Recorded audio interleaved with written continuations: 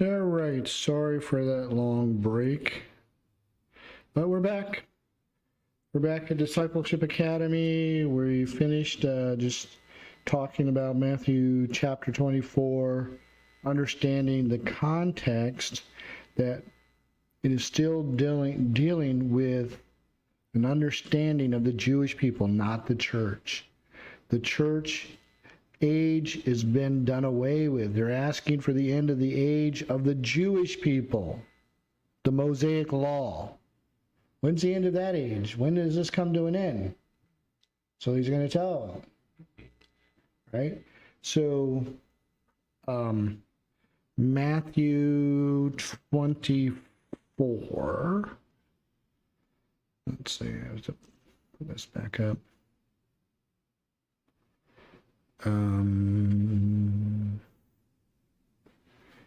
E-sword here. Which one? Verse?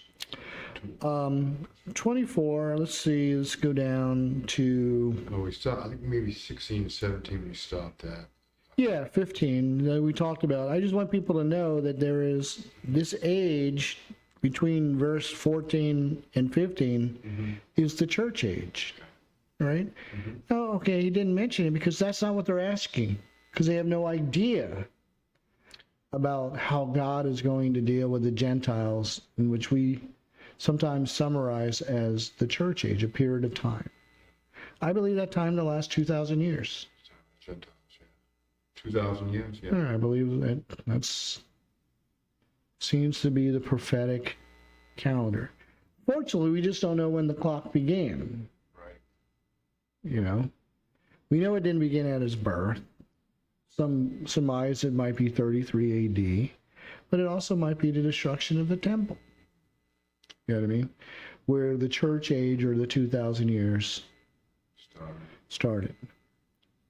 Now, if it is when the temple was destroyed, which I think is probably the best case scenario for when it started, showing a sign to the Jews that the Mosaic age had ended at this time. It will be restarted. You know, because we know the temple has to be rebuilt on the return of Christ. Okay, which is not built, not one brick is being laid yet. They have all the plans, right? Yeah, but they haven't gone through any of it. Okay, but it will be built. Yeah. No worries. So you also said earlier that he'll return and go in on the east gate? Yeah, through the east gate. Okay, because if you look at that now, you could see that you can't get in there because it's all... Yeah, when the Ottoman Empire and the Muslims took up, oh yeah, really? We're gonna brick it all up. How is he gonna come through the east gate then? Yeah. Oh my goodness. Right. Well, it says the earth quakes and splits right down to the east gate. I even heard just briefly that there's a fault line that leads from the Mount of Olives right to the east gate. He's going through. Yeah. I think if you can come back from the dead, yeah, and cause an earthquake with your footstep, yeah, I think that a brick wall. But that's what they think. They think they've discouraged all Judaism, all Christianity, based on a man bricking up the wall. Oh, I'll show you. And you put a graveyard in front of it. I don't think that's a problem. Right. But they believed the prophecy. They understood the prophecy. They try to stop it. It's ridiculous. But they tried anyway. And man has used that as a sign and said, see, he can't come back through that. It's blocked up. He can't go through the east gate. How's he going to go through that? Probably just going to split it wide open. Yeah. Right in half. You know, walk right through. You know, but yeah, that's the stupidity of, and well, just the blasphemy and arrogance that they have against Jesus. So anyway, but that's how God left too. The Shekinah glory went out that gate. He got so sick of Israel, said, I can't even live here anymore. I got to move. So God left. That's why the Shekinah glory wasn't in the temple when Jesus came. God used to rest right there. And you could see the fire and the smoke of God coming right down in the temple. And he just got so ticked off. He said, I'm moving out of this neighborhood. Yeah. Man. Okay. All right. So he says, listen, when you see that desolation happen, now you know the end of the age is coming. Matter of fact, with the further revelation and with the revelation of Daniel, you know it's 3.5 years away. 1,260 days.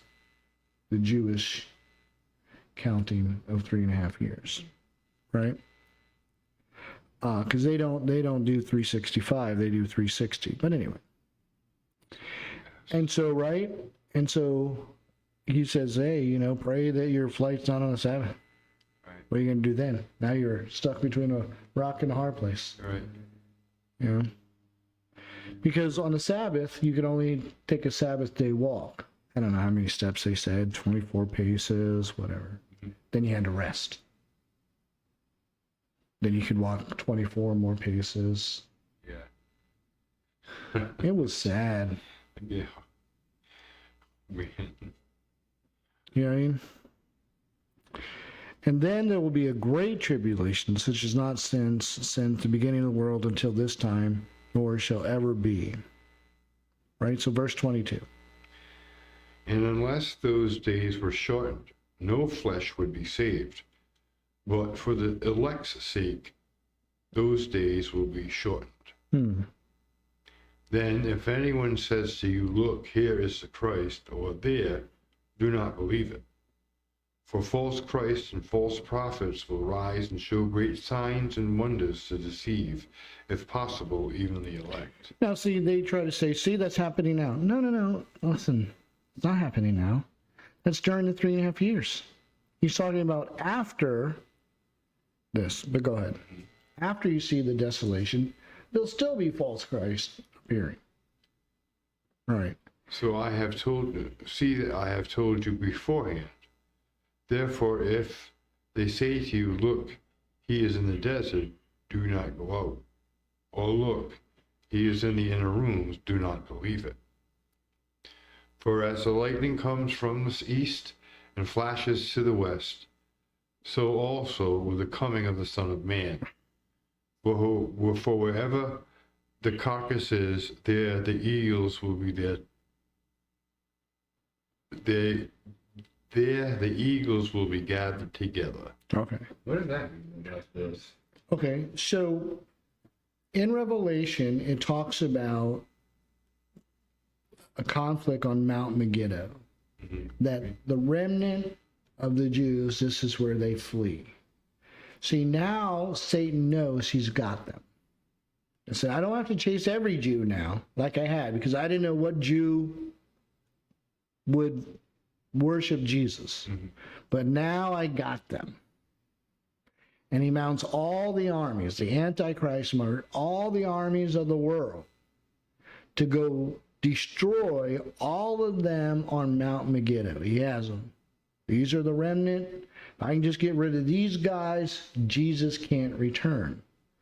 The book of Revelation says once we're done with the Lamb's Supper, we all get on white horses and ride down with Jesus. And by the words of his mouth, the sword of his mouth, it's the words of his mouth, all those armies are cut down, that the blood flows as high as a horse's bridle all the way through that valley and to that thanks. So he says the birds are going to gather for a great feast. Isn't it nice of Jesus? Could you imagine having to clean up all those bodies? He says, don't worry. You're not going to have to clean up all these bodies because the birds are going to gather prior to that, the scavengers. Eagles are scavengers, probably be buzzards and all kinds of meat-eating birds. Going to pick everybody's bone clean. So why not? It's a feast. So he says, when you see that happen, then look to the east, you'll see me coming on the clouds, like I said. But don't worry until that happens, until all the birds of the world gather at the valley of Megiddo to eat all the flesh that will lie there dead and pick their bones clean. Right? Can we look to see how big Megiddo, the valley, is? Sure. This I want to see because that's a lot of blood. A lot of blood, man.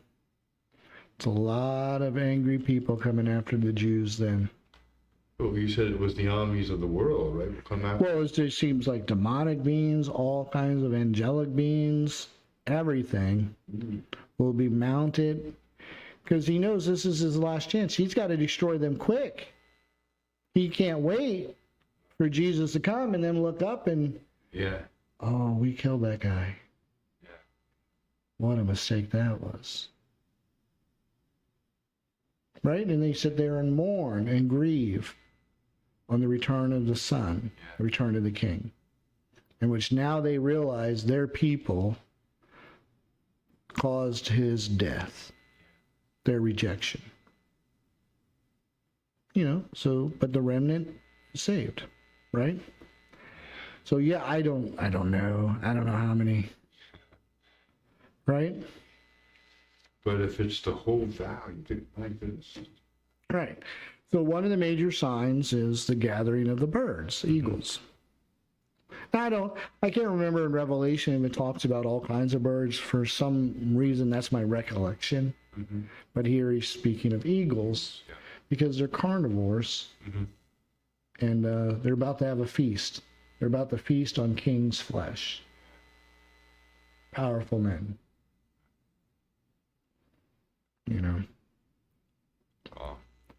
Right? Okay.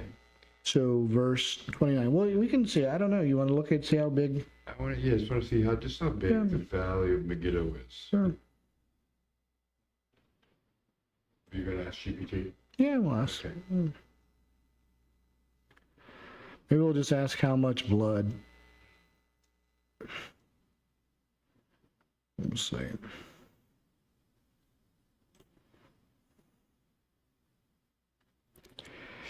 How many gallons of blood would the Valley of Megiddo hold for it to be as high as a bridle of a horse? Did you already find something? Well, I know that it's 147 square miles, so let's see how much blood will fill that. So a horse's bridle is typically 4 to 5 feet. Wow. 600 furlongs long.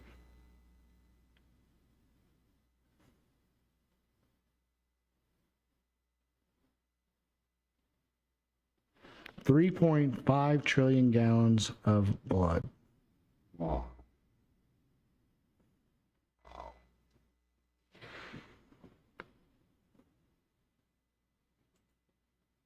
I guess that would have to be a lot of armies coming after.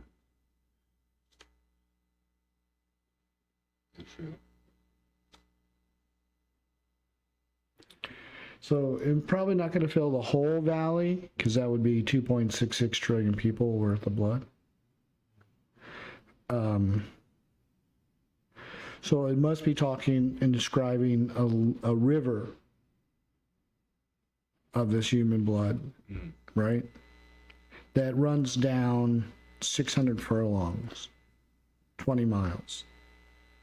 You know what I mean? So it just talks about in that pathway, the blood being high. So won't fill the whole valley, but That's incredible. well, I mean, it's definitely, this is what Jesus says. You want a sign? There's a sign.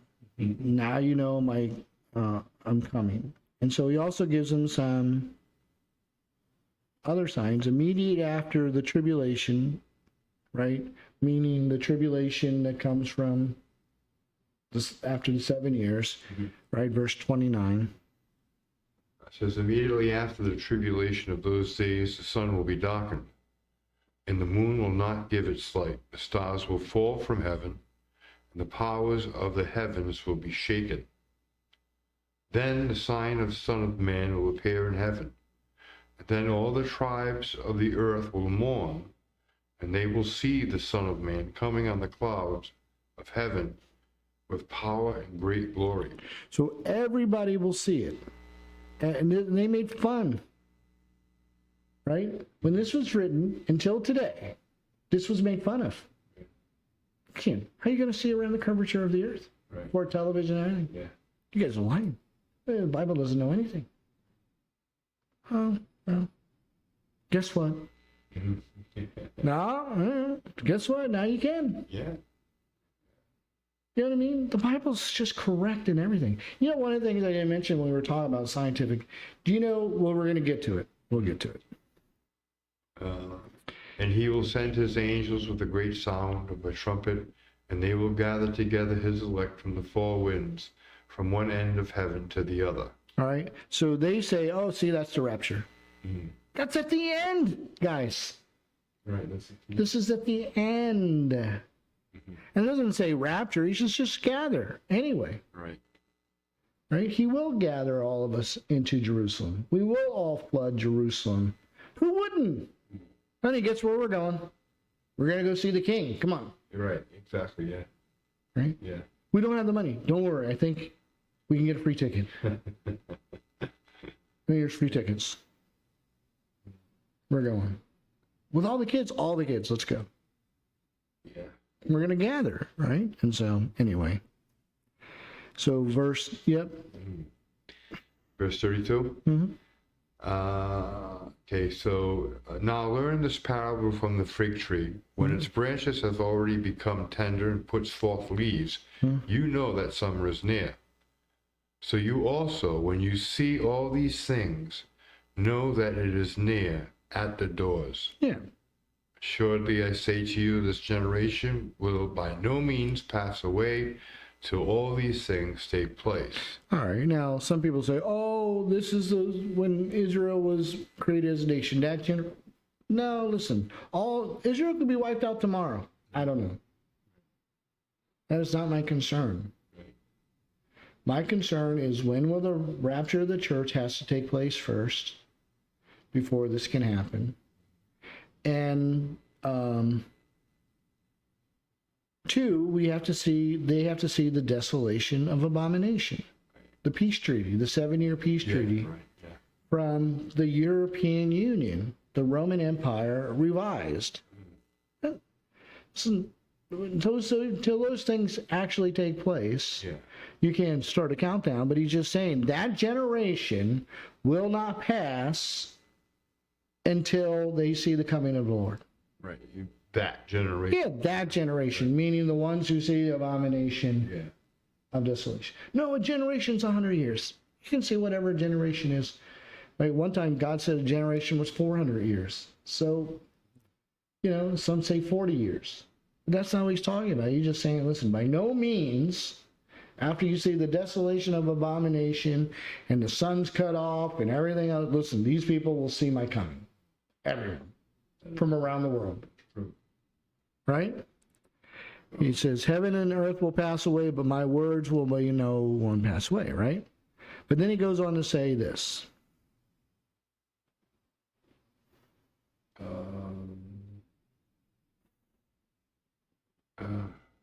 24:36. Okay. Heaven and earth will pass away, but my words will by no means pass away. Mm-hmm. But of that day and hour, no one knows, not even the angels of heaven, but my Father only. Okay. So again, people say, see, no one can know. Well, maybe he's talking about when he's telling them this. And many people will use this that, see, Jesus was not God because God knows everything. No, Jesus gave up his omniscience. He gave it up, guys. This is how you answer the question. He became man, right? Yeah. And so that's why he doesn't know. But there is someone who does know. But listen, I can count 1,260 days once I see the abomination of desolation. Mhm. Once I see that, then I can count. Right. But I don't know when that's going to happen.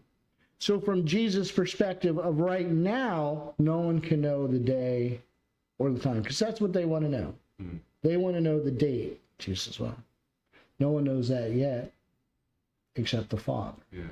He's the only one, because he has omniscience. You understand what I'm saying? Yeah. He hasn't revealed when that moment will happen. Mhm. Okay. Okay, but don't make a big deal about it. Yeah. People say, oh, you can't know. What? Guys, he just told you can know once you see all these things happen. Mhm. But I can't answer their question right now Right. Because. of the day and the time that's going to happen, Mhm. because it hasn't happened yet. You see his point? Yeah. All right. But then he goes on to say this, but know this. 37. Okay. But as the days of Noah were, so also will the coming of the Son of Man be. For as in the days before the flood, they were eating and drinking, marrying and giving in marriage, until the day Noah entered the ark, and did not know until the flood came and took them all away. So also will the coming of the Son of Man. Okay. So a lot of people are not going to be as impacted on the earth as some others. Mhm. It's just true. Right. There'll be people living their normal lives, trying to go on through all this. Though it's terrible, it's rough. 2 billion people have probably been killed during this time of war and conflict and wrath. I don't know. It's just terrible. Right? There still will be people up until, right? But just like in the days of Noah, came and took them away, took them all away. Now, here's the thing. Who was taken away at the days of Noah? Believers or unbelievers? Unbelievers. Unbelievers. They were taken out. Noah was the only ones left on earth. Right. Okay. Now, what does the rapture say? It will take the believers. The believers. Yes. But here it's saying, like in Noah's day, the unbelievers will be taken away.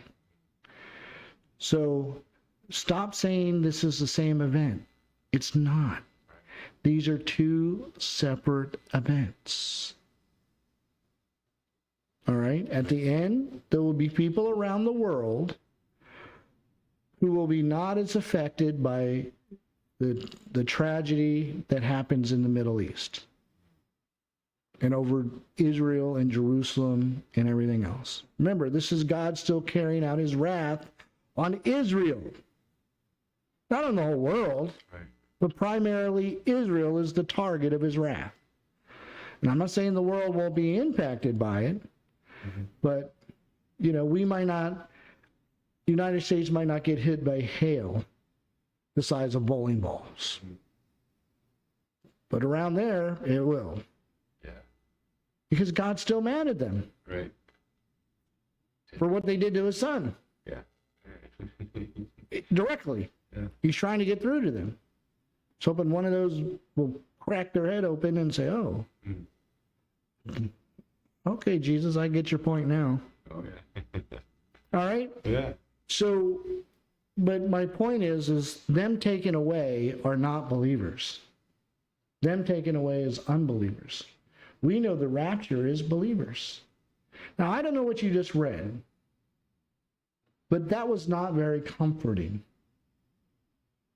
No. It was very disturbing about what was run for your life. Hope you don't get caught up in this. Now, why would Paul say be comforted with my words if we're going to go through the great tribulation of the Lord? Right.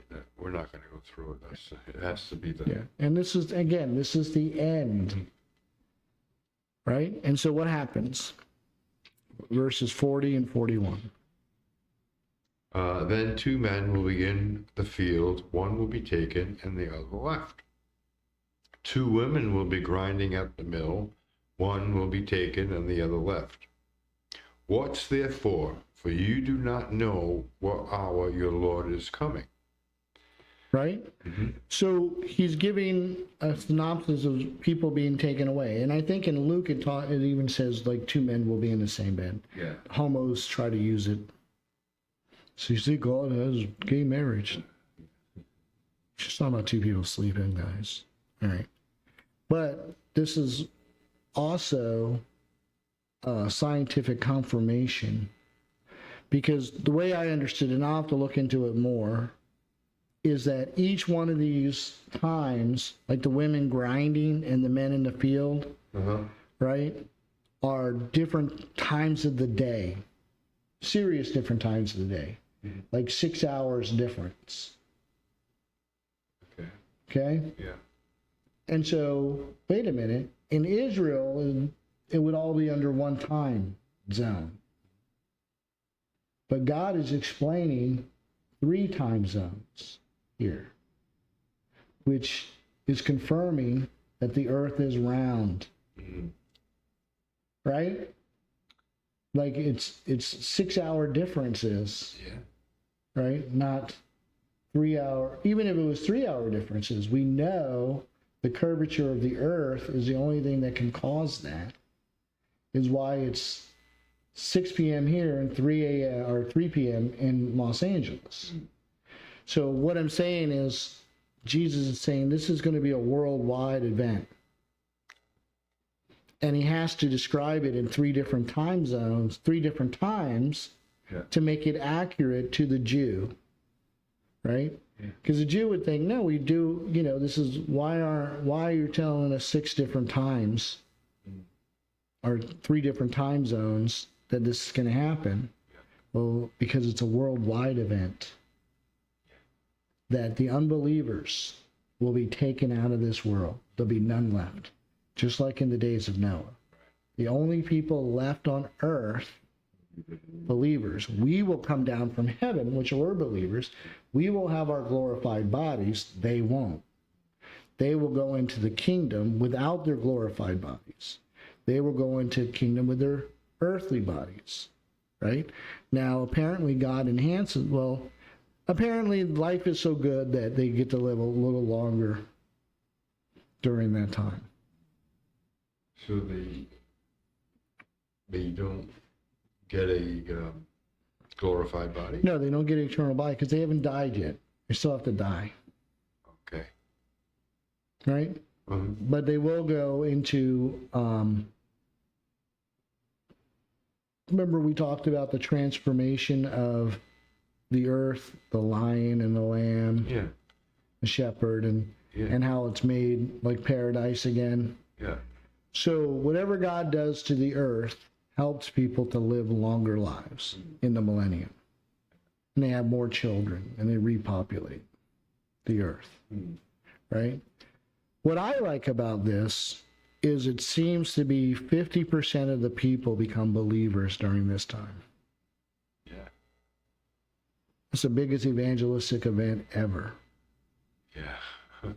Right? Yeah. And these people who get mad at the preachers, who scream and shout and talk about hell and try to scare people into heaven, that's the wrong way to do it. God seems to do it, and it seems to be pretty effective. Hellfire and brimstone seems to be pretty effective if it's a 50-50 ratio. That's effective. That's effective. I've never had a 50-50 ratio. Right. I may have 1 out of 100. That's how bad it's gotten. Used to be maybe 1 out of 10. But now it's like 1 out of 100, man. You know what I mean? Yeah. I'm not as fire or brimstone as I used to be, just because of the spirit of the people around me. But I do not think you should hold back. It's too effective. That's the way I say it. So anyway, let's see if we can finish this up. Any thoughts on that? But anyway, okay. Um, okay, so Mm-hmm. so 42. Watch therefore, for you do not know the hour your Lord is coming. But know this, that if the master of the house had known what hour the thief would come, he would have watched and not allowed his house to be broken into. Therefore you also be ready, for the Son of Man is coming at an hour you do not expect. Who then is a faithful and wise servant, whom his master made ruler over his household to give them food in due season? Blessed is the servant whom the master, when he comes, will find so doing. Surely I say to you, that he will make him ruler over all his goods. But if that evil servant says in his heart, my master is delaying his coming, and begins to beat his fellow servants, and to eat and drink with the drunkards, the master of that servant will come on a day when he is not looking for him, and at an hour that he is not aware of, and will cut him into two, and appoint him his portion with the hypocrites. There shall be weeping and gnashing of teeth. So some people will say, okay, I'll wait for the sign. Yeah. Then I'll straighten up. Then I'll believe. Yeah. Jesus says you better not do that. Because you don't know. That's not the way the world works. Yeah. You know it doesn't work that way. I'll give you an example, an earthly example. So don't play around with God just because you know the sign of his coming. Yeah. It might come upon you so quick that you don't have a chance. You might be the first one to be hit with the wrath of God. Yeah. Right? So you better not play around with this prophecy and say, well, I'll wait till I'll believe it when I see it. Okay, that's like the guy who plays around with his master's fortune. Says, I gotta look out. When they tell me, I'll straighten up and clean everything. I got a guy that's, 30 days out or something. Listen, master might take another way around and find you playing around, and it's too late. You're gonna be cut up and thrown into pieces. Right? Don't wait for the sign of my coming. It's too late. Yeah. You better believe before then. Right? That's all. It's not saying we can't know. It's not saying you don't know. It's just saying don't play around. Get saved now. Exactly. Believe now. Yeah. What are you waiting for? I've told you these things are going to happen. You don't believe me? Mm-hmm.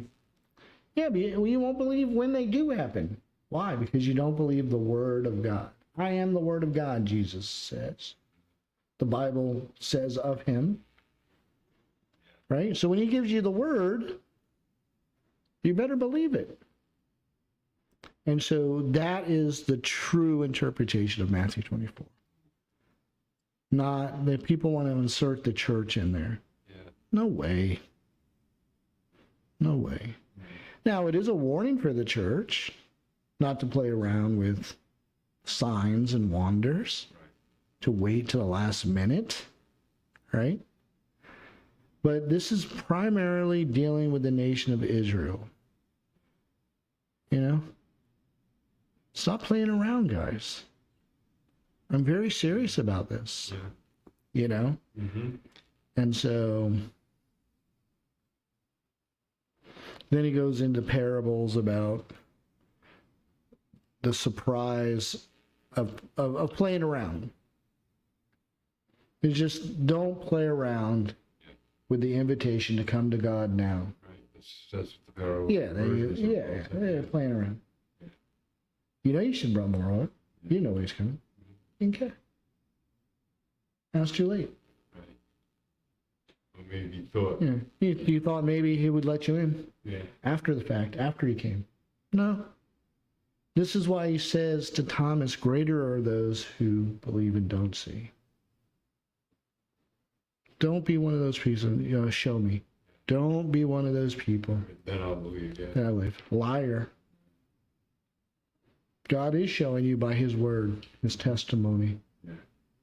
God says, if you don't believe that, you won't believe if someone from the dead comes and knocks on your door. All right? Well, sorry for losing you guys for 15 minutes or so there on this episode, but we'll be back tomorrow night, continuing our study on end times, get into some of the other books, but hopefully understand Matthew 24 a lot better. See if I can shut this down the right way this time. What is the right way to shut this? Oh, hold on. Okay, end the stream first.